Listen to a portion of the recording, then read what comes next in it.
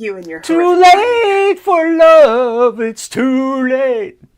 Too late. It's too late. Oh God, I can't. I'd have to grab my balls to hit that note. Damn. Wow. Well, we're not going to help you with that. I wasn't asking for help. It was a, just a note to myself. Anyway, I can't hit that note. A note. Ha ha ha ha. I can hit you, unfortunately, not through the screen. Don't you growl like that. Well, how else am I supposed to growl? I don't know, but it sounded like, just no. No? Grumpy. Yeah, well, I am grumpy. I am Oscar the Grouch. We know this after all. Point. Terry claims I'm the curmudgeon of the show, so we have to flip this every now and then. You are totally the curmudgeon of the show. I am totally not the curmudgeon of the show. You were totally the curmudgeon. I think you can both. You can share the curmudgeon title. Co-curmudgeons. Co-curmudgeons. Instead of co-hosts, Veronica has co-curmudgeons. A pair of them. You're my own Statler and Waldorf. Yay. So let's play a game. Oh no. How much would you guess that the total redo on my upstairs and downstairs bathroom would cost? What's the square footage? 20 grand per bathroom. I don't know the square footage, but it's the one downstairs is small. The one upstairs I would call medium. And I probably overshot. You totally did not overshoot. I totally did not overshoot. Wow. Rowdy Rooster's just 125 grand. I'm guessing probably between 70 and 80. It's actually going to be combined just a hair more than 60. The upstairs is just above 30 and the downstairs is just below 30. Oh my God. Ow. The stair lift we're putting in is $7,000. Oh, it's that cheap? Yeah, apparently so. That's shocking. The fence outside is going to be $6,000 more. Oh yeah, the stuff. I forgot about the fence. So those are the renovations that we've decided we're going to do. We're going to put the kitchen off until later and put the windows off until later.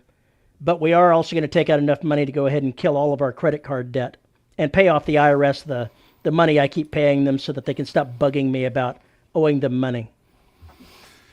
Edward, that's Success always a good brings plan. its own problems. Yep. It's called taxes. It's called taxes. It Sounds like we does. need to buy more of your books. Always. Well, now we've gone through that depressing things. Howdy, folks, and welcome to another episode of the Dead Robot Society. I'm Paul E. Cooley. Joining me, Veronica Jaguar and Terry Mixon, as always. Terry is making his retirement home.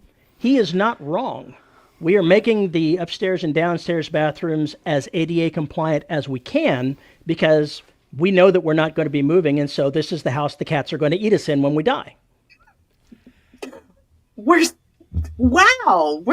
is just so pleasant.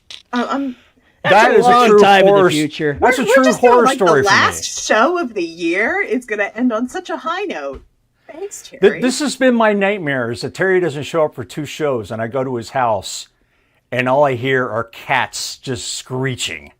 See, that's why I told you that if you don't see me on a show, try to get a hold of me and then send somebody down here. Don't wait 2 weeks. You don't want the cats to suffer. They're not going to suffer. They'll have eaten you by proactive. Be more proactive. They'll probably still. Come on. They'll probably still have some food. They'll still be munching on ligaments and stuff. It'll all be good. They might even figure out how to crack your skull and get through the brain meats. You never know. One of the cats is named the Black. There is no way an elevator would be cheaper than the stairs. There's no way. I don't think that our house would be able to stand it structurally. We talked to a friend that's actually going to have an elevator installed in his house, and he has steel I-beams already there, and it's still going to be between $30,000 and $40,000 for him to have an elevator installed in that. So it would definitely not be cheaper. Yeah. Yeah, definitely not. Chairs definitely Would you eat my brain, cheaper. Bug, would you do that? She's a cat. She'll eat all of you, given half a chance and being starved. Not wrong.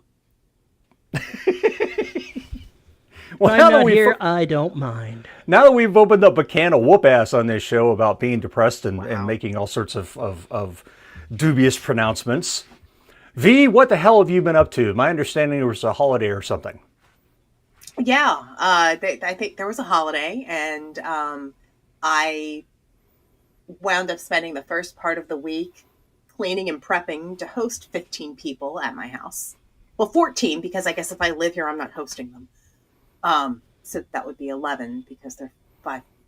I had to have 15 plates and settings for Christmas dinner. So of course, for 36 hours afterwards, I said, y'all are on your own, eat the leftovers. It was great. I still have way too much dessert at my house. I know the feeling. It's really bad. Or really good, depending upon your perspective. So yeah, and on the third day of Christmas, my teenage daughter gave me her head cold. Yeah. And I have pickups in my email, but I know they're not necessarily due until next week, so I'm going to let this clear out. So if I mute and sneeze atrociously, that is why. Other than that, I've been playing video games.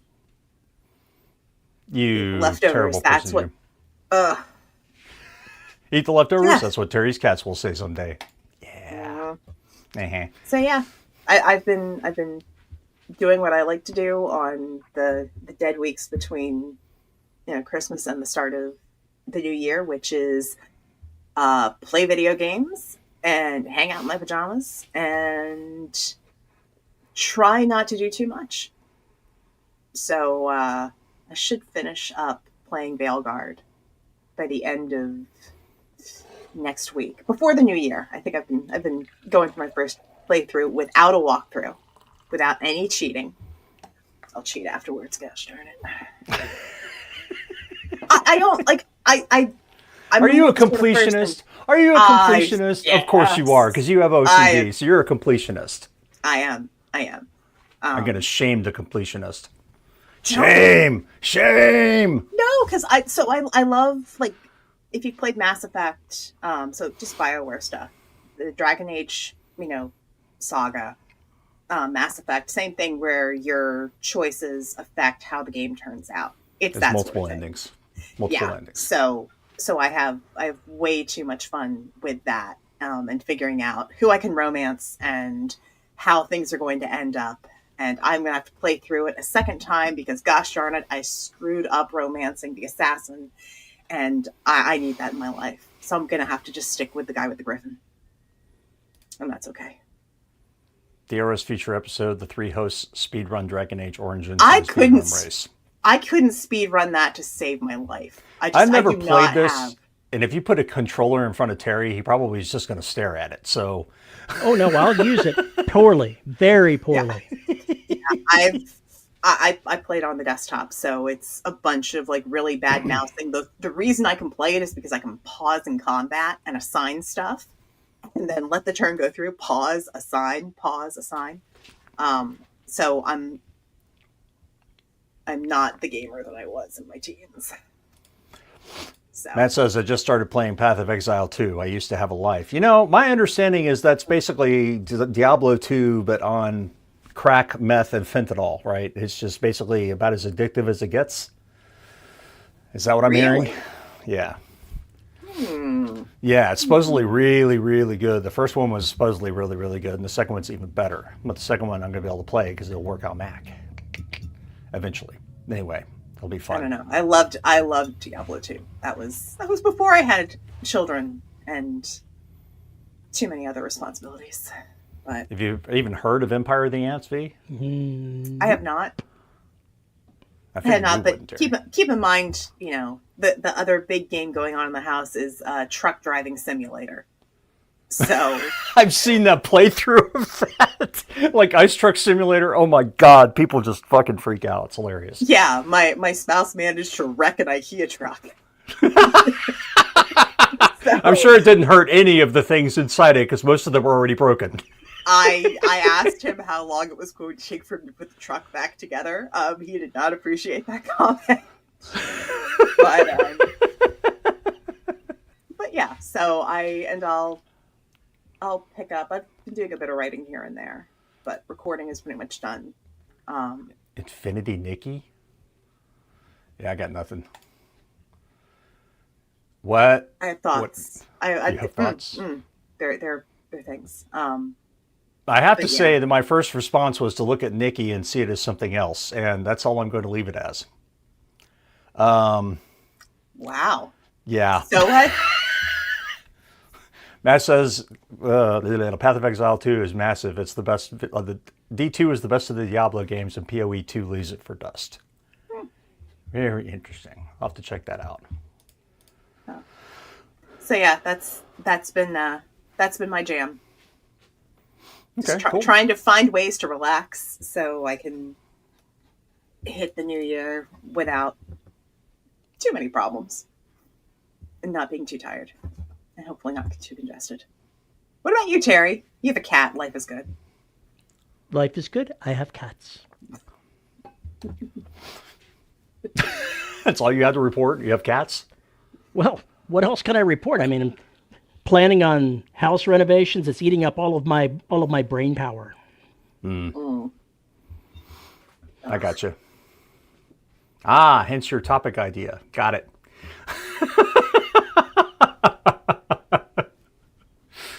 Well, I'm sorry to hear that. I know it's stuff that's got to get done, though. You know how that works. Life is what it is. Can't do anything much. about it. Just got to go ahead and roll with the punches. Well, I have been busy working on Saculina. We're at 44,000 words, and I don't see an ending in sight. That's a problem. How long was the book supposed to be? 45 to 50. I'm going to go long. It'll be okay. I'll go long. It'll be okay. It'll be okay.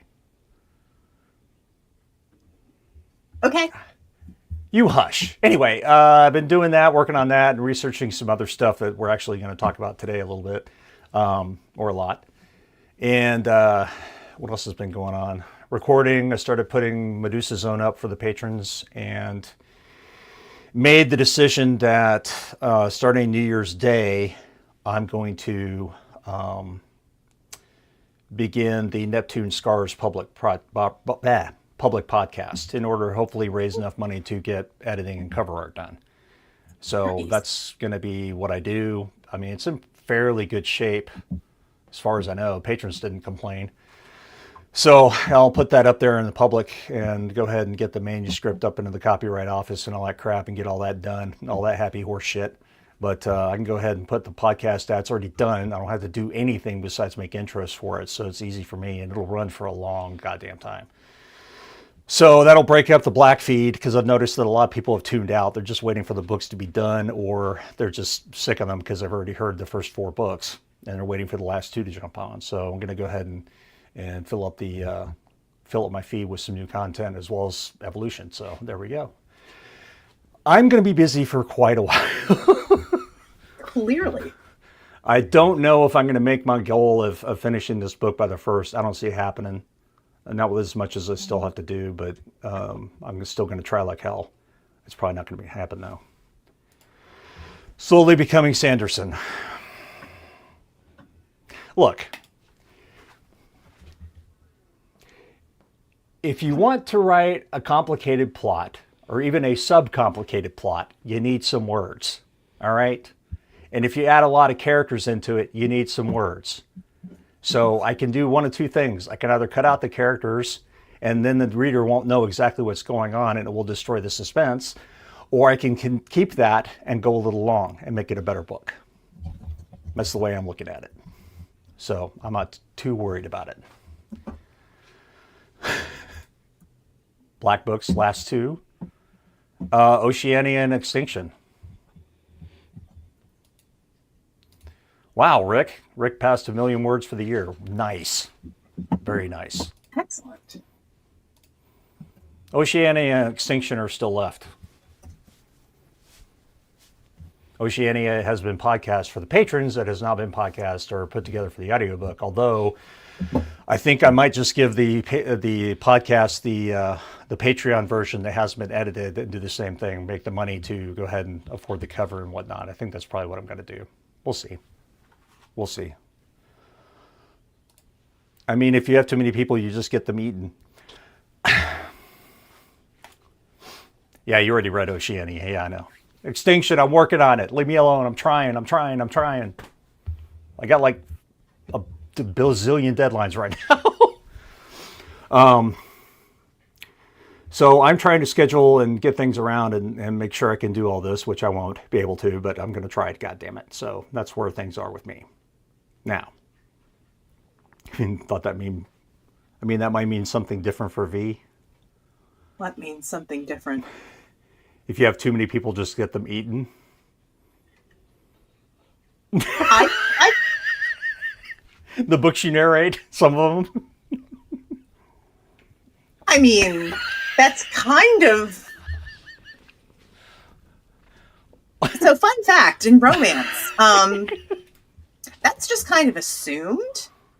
That's like a non-negotiable in most romance that I narrate, so we'll leave it at that. Rowdy says, wrote over 1 million words in 2023, but still haven't edited and published all the books I wrote. If I didn't have to do these pesky podcasts and audiobooks, I'd probably be able to write more. But that would help my income, and that would be a problem. Wait, it would help with your income, and that would be a problem? It would hurt. It would halve my income. Have. Except for the words that, the money that was made up by putting out more books. Yeah, that's kind of a dangerous deal because that takes time to build up. It's kind of hard to look away from a consistent paycheck. Let's put it that way. Consistent paycheck every month I can count on. Are you a writer? I am a writer, but because of Patreon, I have amount of money that I can plan on having pretty much every month. Why are you looking at me like that, V? Because I sent a topic for a future podcast, and we're just going to put a pin there. All right. Good. But I have a topic. Oh, no. oh my gosh. We're only 17 minutes in and the topic has arrived? Oh, we've been busting with chat. We haven't just been talking amongst ourselves. It's all cool. Isn't talking with chat talking amongst ourselves? Or Yeah. do you not have... And no, James, I have not set up my Patreon yet. I'm the sort of person I will not set something up and put it out in public until it's absolutely fine and perfect. It may be a bit. Also, did I mention that I have a head cold? So it'll happen at some point. I just need to figure out planning for the start of the year and make sure I can hit the promised deadlines already for others before I do stuff for myself. I know that feeling. Yes, perfection paralysis. Yes. Goes along with completionist syndrome. When will they realize that chat are just voices in their heads? Look, I have enough voices in my heads. I don't need you. No offense. No offense. I got enough already. This house is full. Speaking of houses being full, I saw an article, and I think it was on Science Friday and all over the place, but there was a group of scientists who are working on making what is called mirror image proteins in DNA. I did not realize this, but it kind of makes sense. If you look at our DNA, it does a right twist. So they call it right-handed chirality. The proteins, on the other hand, are left twist. So it's left-handed chirality. That's us. What these scientists have been trying to do is make proteins that are right-handed and DNA that's left-handed. The problem with this is it means that any bacteria that had left-handed DNA would slip through our defenses because our immune system wouldn't recognize it. Yeah, kind of scary shit. So anyway, they don't have hands. Their DNA is left and right twisted, okay? The bacteria don't have hands. They're either right-handed or left-handed in the way they're made up. Stop being obtuse. The people who are studying this in the United States and Britain, they abandoned their project, and they put out a treatise on why everybody else should abandon doing this. And of course, certain scientists in certain countries went, fuck you. So it'll be interesting to see how this works, but I did not realize there were teams all around the world trying to make mirror image proteins and mirror image DNA. Kind of scary shit.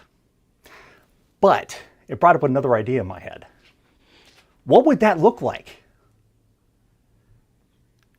What if, for instance, War of the Worlds, what if their chirality was left, ours is right, and we actually infected them, and that's why they all died?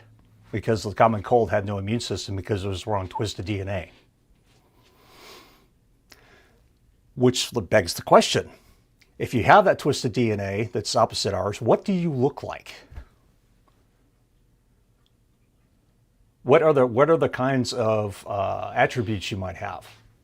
I have no idea. That's I'm not sure that anyone really could answer that question. I don't think it would be, James, because our evolution is based on right-handed. If another species has evolution based on left-handed DNA, I don't know what that does. I don't think it may be a mirror image at the protein level, but I don't think the attributes necessarily would match. Well, here's something to consider. At least on our Earth, organisms evolve based on the environment. So Right. if you fit into whatever environment that you're in, then certain attributes get passed along, and other attributes don't, because they're not viable in whatever environment you're in. So if you in a situation like that where your DNA is counterclockwise to ours, or clockwise, right, left, I don't Their know, DNA is counterclockwise. What? Our DNA is. Their DNA is counterclockwise. Okay. So I'm just going to say counterclockwise because right and left is messing with my head, and it's already messed up. So if their DNA is counterclockwise and it has evolved to a point where we can assume that there are counterpart organisms to us at that higher level of thinking, reasoning, evolved jobs, etc. What does that environment look like? So Yeah. I would wonder about the light source. Mm-hmm. So your radiation.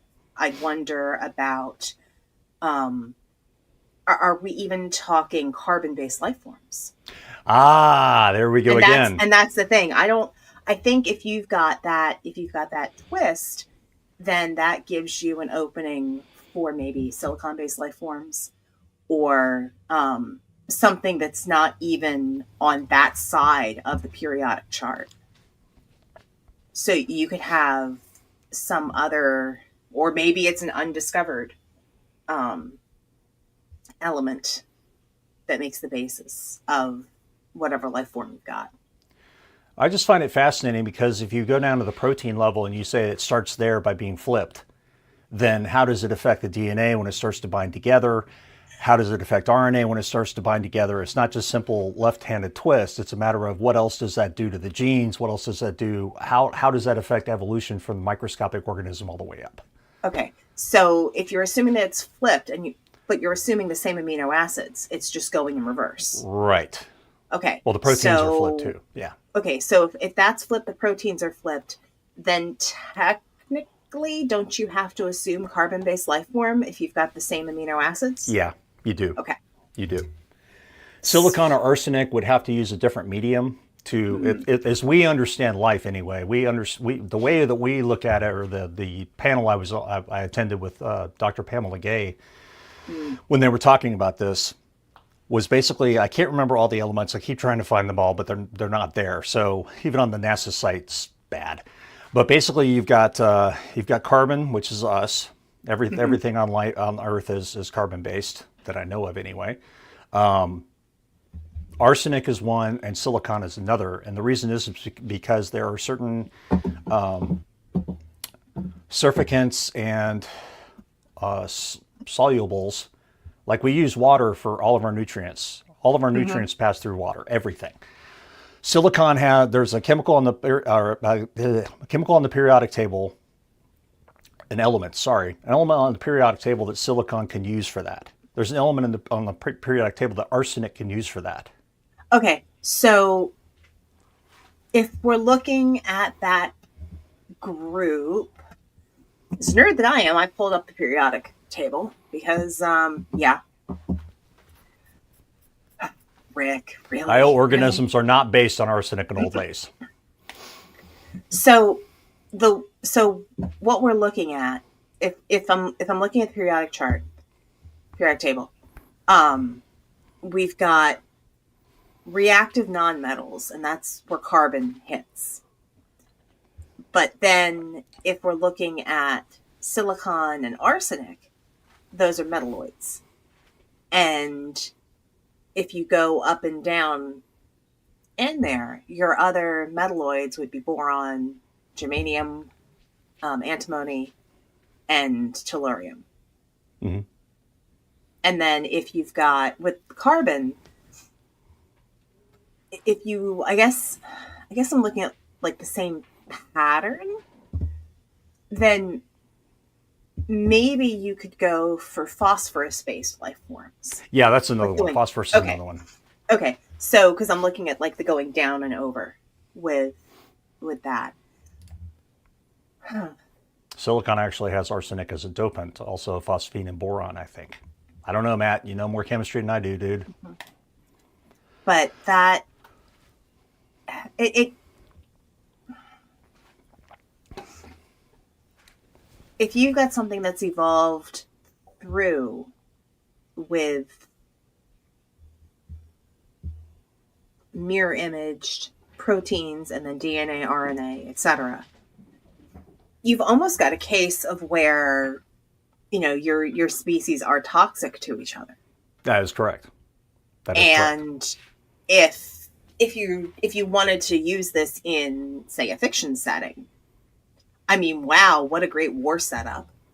What a great It's the ultimate biological warfare. Yeah, there's ultimate biological warfare. There's the whole thing of crafting, test tube soldiers. And, imagine taking them and having to grow them and evolve them and tend to them in a bubble, more or less. And then training them to attack and pretty much just walk among. But that's the thing, you couldn't really have them walk among the others because the others are going to be toxic to them too. So you'd have like cross. Well, the answer to that is you get genetic material from the others, you clone that, make more of them, but train them to go fight themselves. What? This is not hard to figure out. Try that one more time. He says, plotting with a cat in his arms like every evil mastermind. Okay, Blofeld, you just go ahead. No, it's easy. See, you're the right-handed people, you've got the left-handed people, whatever it is. You go ahead and get the left-handed people, you clone some of them, you raise left-handed people but make them loyal to your point of view, and then send them back to their own people to fight because they're not going to get sick. Gotcha. James says, again, evolution is going to produce something crazy, but we actually have millions of different cell species, bugs in our body. This is correct. So we could have a left-handed cell in our bodies to help digest. It's not a left-handed cell. It's left-handed or right-handed DNA and left-handed or right-handed proteins. So it's a long way before you get to the cell, so to speak. We need to bioengineer ourselves so that we have both at the same time. Wah, wah, wah. No, that's not possible. Couldn't you technically do that with a virus? Because viruses are just strings of proteins, right? That is correct. Sure, and that's how a biological weapon is going to kill everyone on the planet. James says, wasn't there a sci-fi book, I can also think of a series, where there was a left-hand clone of the main character? Anybody remember Spock with a goatee? Or the two dudes from the OST who had the one was White and black black, and white. The that other they one's were white and black. different sides. Yeah. Yeah. I was thinking about them earlier. In terms of silicon-based life, your solvents would be primarily ammonia or methane and ethane instead of water. So not a friendly environment for us. No, none of these would be friendly environments for us. Any of these, and vice versa. I'm pretty sure our environment would be pretty deadly to a phosphorus or an arsenic being. Or silicon for that. Well, maybe not silicon. Chiral agent, that sounds possible. I think that's the title of a book. Well, That's what James said. is saying, or Rick said. L.O. Richmond wrote something called chiral agent. Okay. I just want to put this in your heads because the idea that when you're world building or anything else, this is an interesting concept of having a carbon-based life form that is utterly alien to us and utterly deadly because of a simple reason. But I still maintain that I don't think that just because the DNA and the proteins are the same, I think it would evolve differently. If it started that way, I think it would evolve differently. So in my mind, I'm just trying to think of what that would look like. And really, there's no way to tell. But it does mean that you could come up with some really interesting things, like, for instance, a humanoid with a tail, with tiny little arms that looks like a velociraptor, and a huge head that wants to, a mouth inside of a mouth that comes in and just, ravages you. Velocipol. No, alien. Xenomorph. I said what I said. You said what you said. But taking that out of the equation, it does beg the other question, which is, okay, we have silicon, say we have silicon, we have arsenic, we have phosphorus, and we have a couple more different life forms. Based on those, what would those things look like? I mean, silicon sounds like it would have some kind of crystalline structure to it. I could be wrong on that, but it seems to me like it will form in some kind of lattice. Oh, sulfur. Sulfur's the other one. Yes. Sulfur's the other one, Matt.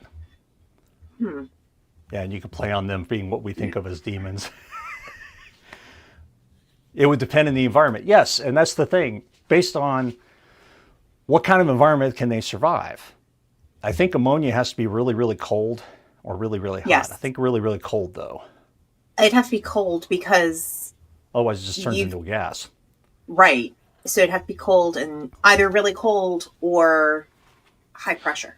One of the two. So that you have something that's going to be able to fill and flow right through all of... and through whatever counts as, blood vessels. Or right. whatever their transmission system medium. is. Right. Yeah. And hydrocarbons would be a practical solvent, so maybe on Titan for methane. Also need a cold environment. And then, what does exactly? But then, and if you're writing something that involves people discovering these entities, how do they leave their environment? So the first thing for me that comes to mind is some of the creatures in the Mass Effect series, where they are self-contained in various suits, where the gases or compounds that they need surrounding them in order to live, that's pressurized in their suits. Right. So either it's a sack of gas, or maybe if it's a silicon-based thing and there's a crystalline structure, maybe there's some other wrap or piece that goes over it to protect it. Because our skin is super porous. You Yes. can't assume that someone else's outsides are going to be that porous, based upon what they do. Chitin, anyone? Well, then even then, chitin, there's very, very few substances are so rigid that they don't allow anything to pass that barrier. Like almost always something is going to corrode or cut through or pass through. And if a surface is totally non-porous and nothing gets through, then it's a completely enclosed system. So how do they get nutrients? How do they expel waste? How do they expel waste? How do they do the human equivalent of staying hydrated? Or breathing. How do they release temperature? How do you sweat? Breathing spicules. Breathing spicules? Mm-hmm. When Alan Dean Foster wrote the race called the Thranks in some of his stories, they were basically bugs. And they had to breathe through spicules like insects do, because there's obviously no real way to get that in there. So that there are methods that nature can get around these particular flaws, and writers that are clever, like Foster, can certainly engage with those. Oh yeah, definitely. And then the other thing is, if you've got all of these different creatures that are different, that have different elemental building blocks as their basis for their forms, that's going to limit how they can interact with each other. Yes. Not just the sheer toxicity, but depending upon what you write, the levels of, you may not be able to do certain things or have certain levels of interaction. And also communication. Yeah, that was the big one for me. Like speech itself, we're passing. You've got, air passing over vocal cords and creating vibrations, and then you've got the mouth structure that's forming those words. Or you've got sign language where you have to have rigid pieces that are moving and gesticulating, but even then there's the face and there's how you carry your body with hand gestures. So it could also just be vibrations on a crystalline structure that would create a tone. Mm-hmm. Or if you've got, maybe there are gases and liquids passing through a form and pulsing at different areas or changing colors in different areas. Kind of a 3D Morse code. So James says, evolution is an exercise in finding solutions to producing more offspring duplicates of the genes. Yes. I went ahead and tossed the cover that has an image of the Thranks into the live channel. Gotcha. Looks like a praying mantis. Yeah. Yeah.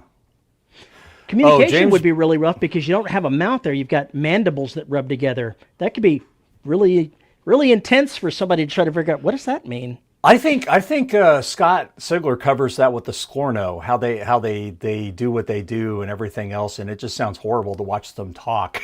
It just sounds awful. Yeah, you've got like tubes that vibrate and then clicking and other. What else does he have? He's got the key that have vocal tubes that resonate and vibrate, and then how that noise comes out and is interpreted. So, extreme tonal language for the win. Communication can be handled via light. Crystal body coverings would allow for that. That is very true too. Or pressure. If you have, or areas, if you've got maybe a not quite rigid structure, but you're passing liquids or gases or plasmas, between membranes of the body, and then it's just bubbles, for lack of a better thing. Fart it sounds talk. Gross, but Smells and gas. Fart talk. Also true. Yeah, I could see that. That sounds like something from Hitchhiker's Guide to the Galaxy, a creature that talks out of its ass and Do you know fart speak? exhalations of gas. Because I cannot communicate without you fart don't know speak. fart speak? How was your accent? Oh, it smells a little bit like rotten eggs. Eat more oregano.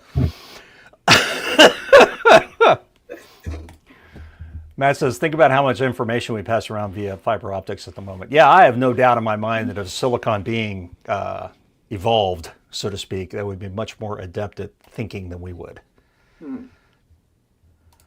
Lack of non-chemical means of communication will restrict technological development. Yeah.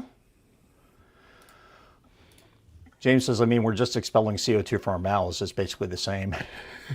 You have a point. But I've got halitosis of the ass. Anyway. I love the look on Terry's face. Dear God. I see. Well, you know, it would take certain phrases away because they'd just be too cliche. Talking out of your ass would be considered an insult. Two-way communication has a whole new meaning. Ha ha ha ha. James, are you the one that brought up the movie The Ritual? I think it was you, because you posted the GIF. The title of the show is "What the is that?" And certainly what he put in live definitely begs that question. And I said it looked, like Welsh Christmas horrific. That's what you were talking about. Okay, yes. Actually, that's not far off. Really. Right. What the ever-loving fuck is that? Yeah. That's a great movie, by the way. The Ritual is really good. And if you like the idea of the Wendigo and stuff like that, you should watch Antlers. That was a pretty well-done movie, too. And Smile, too, because that also brings up some evolutions for suspenseful horror stuff. How the fuck does that thing exist? There's just... And what I love about some of these shows is they don't give any explanation. It just is. It's just the way it is. There's no book you can go read. There's no Buffy the Vampire Slayer library at a high school where you can pick off a certain tome and say, oh, that's this thing. Here's how I kill it. No. Fuck that. I love it best when the monsters aren't explained like that. Yeah, the thing. The thing is a good example. It's one matter to describe what they do. It's another matter to describe where they came from or how they're built or what their society is like or anything else, if they have such a thing. And I think the more you investigate that kind of stuff with a monster, the less scary it becomes. It just becomes another thing, another being. You remove the horrific, uncanny valley. The more you get into describing it, the more you get into giving it attributes that we recognize. Monsters need a mystery. I like that. Another thing, yeah.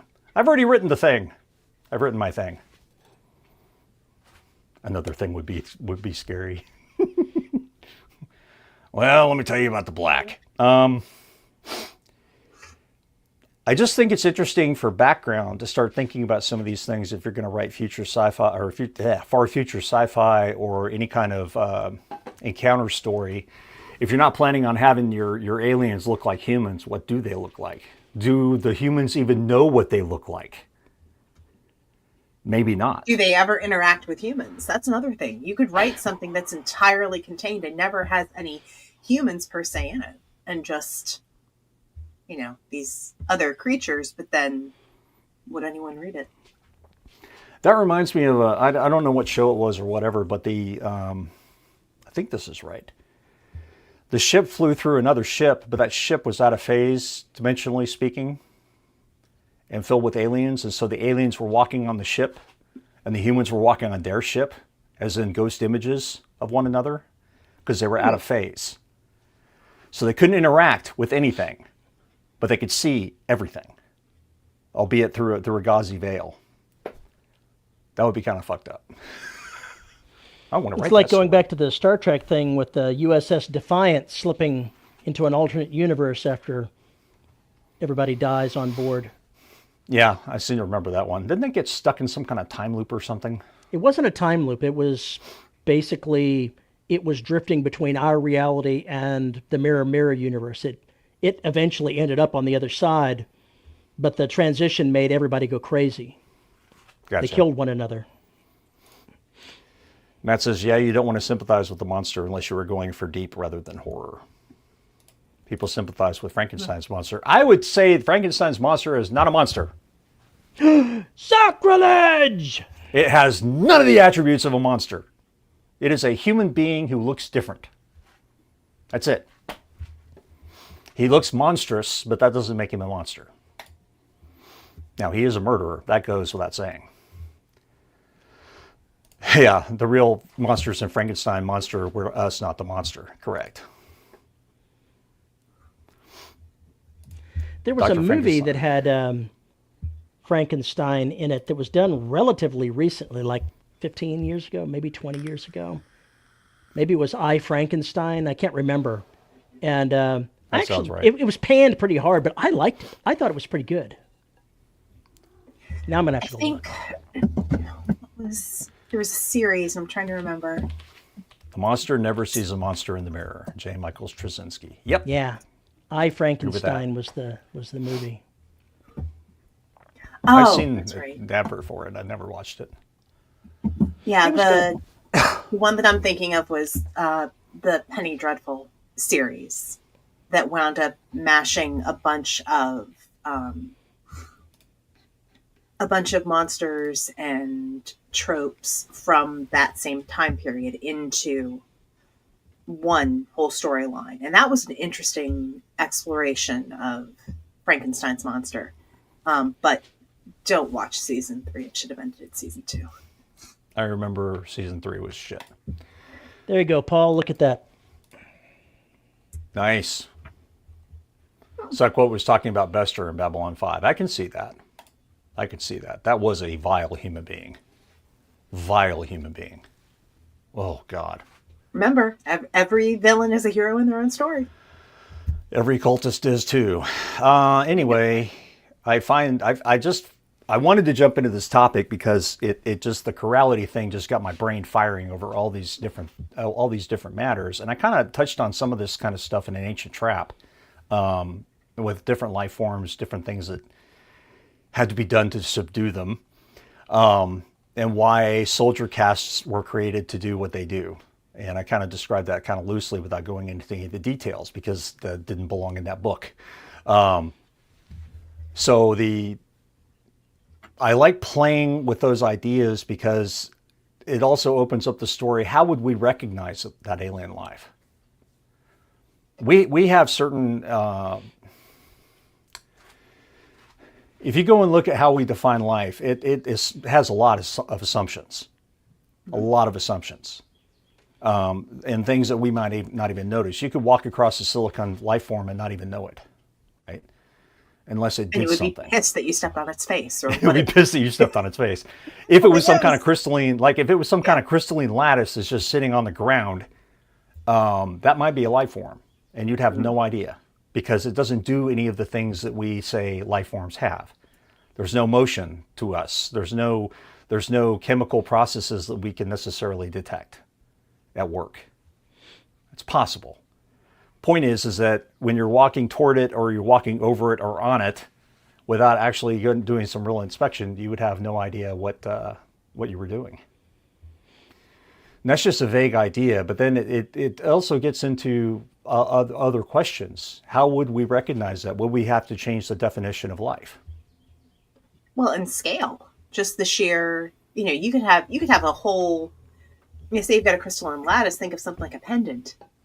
You could be walking around with, a life form around your neck or an entire colony around your neck. I mean, not that the Men in Black franchise is, the pinnacle of sci-fi, but it does a really good job of talking about the scale of, one alien civilization to another and how, someone's universe is somebody else's backyard or locker or, locker.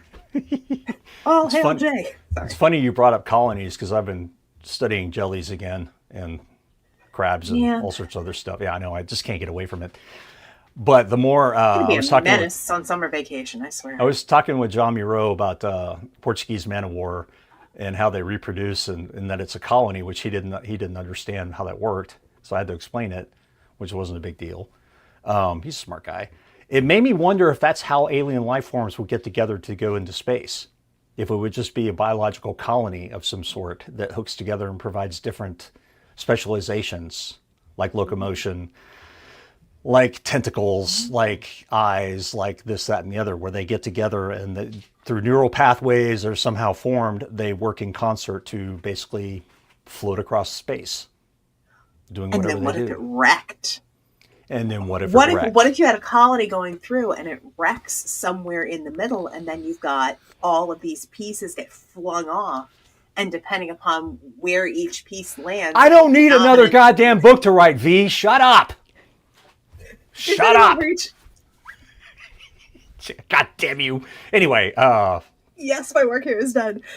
But that was another part of what I was talking about, is that space jellies. Thank you for posting that, Matt. Think of the space jellies. Have you read Derelict? Anyway, the point is, even the way that we think about normal life, you start looking at how like jellies reproduce with 5 different stages of life. You look at how the Portuguese man of war assembles itself. Those things are fucking alien. There's nothing else on the planet like them. They're weird. They're very strange. There's a shit ton of them and a shit ton of different species, but they're very odd in how they work. And to me, they're the most alien things that I've ever seen on the planet, up close and personal, and been stung by. So I'm just very fascinated in how they put themselves together, how they spore and everything else. And I can imagine, if you think of space as just a big ass ocean, if these things can feed on electromagnetic, they can feed on EMR or photons or whatever else, and that's their jam. How would they do what they do? How far could they go? How large could they scale up? It's just, I find it an interesting thought experiment. Or do they have to partner with something to evolve? That's something else. Like, you could have, just take jelly colonies, for example. If you've got some kind, so maybe they evolve alongside something else to create a whole new organism. Think of what would happen if you had those jelly colonies evolve alongside something like an octopus mm-hmm. or a squid, something with, like suckers and tentacles. And so now you've got this creature that it has super, super toxic, tentacles and suckers, but you've also got aspects of asexual reproduction. So rather than needing another jelly octopus to, make baby jelly octopi, then you're literally just taking a tentacle and throwing it off, and it's remembering how to grow the rest of it. Or maybe it's growing something else entirely different using, maybe it's based off of the main bit of the jelly DNA or whatever raw genetic material is there. And then it's piggybacking onto whatever hosted it. So it's piggybacking onto the octopus DNA. Or maybe you have another one that piggybacks onto coral DNA. Or it piggybacks onto crab DNA. Or horseshoe crab DNA. Or I'm just throwing these ideas, and I'm sorry, Paul, but I'm really not sorry. Or it finds some genitalia that mysteriously fell off. I read something yesterday that scared the shit out of me, which is there is an octopus that uses the Portuguese man of war as a weapon. It is immune to their sting, so it uses the tentacles as a weapon. And I was like, why are we eating these things? They're too goddamn smart. What are you people doing? Stop eating octopi! So you're saying that octopi have Portuguese man-o'-war whips. Yes. And then dolphins are going around and poking pufferfish to get high and passing them around. Well, yeah. I think we have. I think in the grand scheme of things, we were all like, "Oh yeah, dolphins are super smart. We're gonna have to." No, if they're playing puff and pass and the octopi have the jelly whips, I think I know who I don't want to piss off. I don't think I want to piss off either one of them. They'll both kill me in the water. I'm not familiar with Adrian Tchaikovsky. I'm not familiar with that. Matt says, basically the breakdown of life is something that needs enough design to require its existence. Take a tray of Lego, some of the blocks will stick together, but you won't get Hogwarts. Correct. Mm-hmm. And the workers are wearing dead fish hats. Yes. So dolphins are the stoners of the sea? Duh. Pretty much. Why does this surprise you? I mean, come on. They're clowns. They're always stoned. They're like high all the time. It explains a few things. They're either high or they're attacking sharks. One of the two. Or each other, I guess. True. Dolphins are the stoners of the sea. I love that. I love that. David Brin would be horrified by that statement. So that was pretty much what I wanted to cover today, just to get y'all's brains moving and see what you had to say about it. I wanted to see what chat would have to say about this morass. Plus, I think it's just a good exercise to brainstorm and kind of get your noggins thinking about things. Even if you don't write sci-fi, if you write suspense that takes place on the planet or anything like that, there's all these different things to think about where life comes from, how it got to be where it is. Yeah, I mean, even, military sci-fi, suspense, thriller, you've got a whole mess of bioterror you can screw around with. Yeah, so chirality is the beginning, but then you start looking at periodic table of elements to see what can stick together to make life, and it gets a little terrifying because almost all of it is extremely toxic to us and vice versa. So somehow I don't think I'll be walking on the planet of the ammonia people without a suit. True. Thanks, James. I so needed that in live. Because they're not like... I'm just looking at that. It's like a barrette. It's like a barrette. It's like James put a picture in chat with one of the orcas wearing a halibut hat, a dead halibut for a hat, which is just too damn funny. Perfectly positioned right behind the blowhole. Yep. What about an alien that eats light? Wow. I kind of wrote that.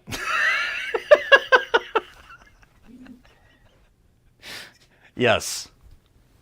I was thinking about that too. Photosynthesis, right? You're just basically talking about photosynthesis, but at that point you're saying they're basically absorbing, eating the photons.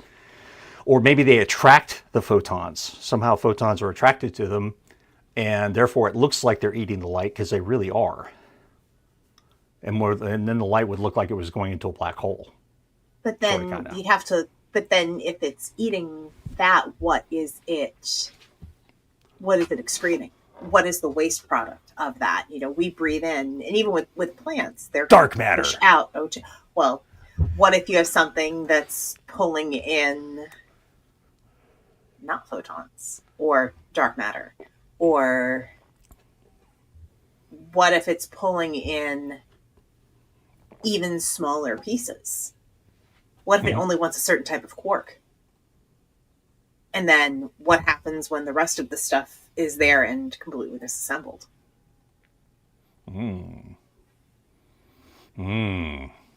That's more of a physics problem than a biochem problem. But James says, wasn't there a book where black holes were creatures? I don't know about that one. I'm sure there's a book about anything. Black holes were these things feeding. That kind of makes sense to me.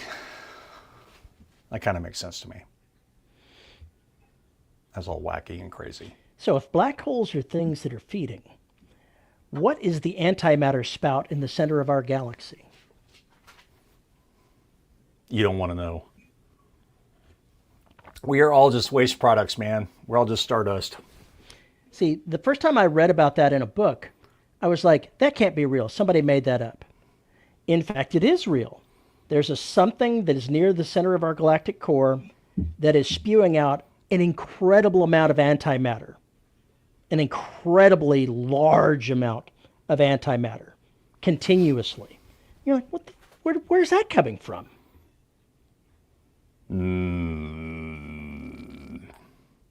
Interesting. I had not heard this one. I will have to find a link to it, but it's not very far from the galactic core. The Sagittarius A star is only like 10 light years away from it. It's like literally right there. If you wanted to take the Gaia concept, maybe that's to store balance. Maybe a galaxy has to have that in order to exist. Some kind of equation. So if it's a completely closed system, you have an ultimate conservation of mass. Right. That would kind of make sense and be really terrifying. Oh boy. Well, if you have a question or comment about today's show, you can head to deadrobotssociety.com, punch that contact button, and send us an email. Or you can find us on Facebook at the Dead Robot Society writing community, where you can leave there. You can also find us at YouTube at youtube.com/DRS podcast and leave a comment on this episode. Like and subscribe so you know when we're live every Saturday at 3 p.m. CST, mostly, occasionally, sometimes, maybe, perhaps. And if you want to support the show and help us pay our StreamYard bills, you can find us at patreon.com/DRS podcast and buymeacoffee.com/DRS podcast, where for as little as $1 a month, you get access to exclusive live shows like the one that's coming up in just about 10 minutes. And at the $10 level, you get your name read. And our $10 patrons are Juan Valentin, James Terrell, Antoine Batts, Tony L. Joy, Rick Shaw, Lisa Slack, Isabel Cushy, and Tim Niederreiter. Thank you to all of our patrons for making this show possible. And with that, we are out of here. We have farting black holes. How else can you end a show? I mean, if you don't end a show with farting black holes, you're just doing it wrong. You realize this is the last show of the calendar year. So I know. That means you're ending the last show of the calendar year with farting black holes. That is on brand for this show. So I'm glad that we covered that. I'm glad that we covered that. So what is the sound of a black hole farting? A reverse vacuum cleaner? Inquiring minds want to know. Non-inquiring minds are afraid to know. With that, we are out of here. We will see you in the new year. Have a fantastic New Year's Eve. Be safe. Take care of yourself. And we will see you next week. Thanks for hanging out with us today. And have a fantastic new year. Bye. Later,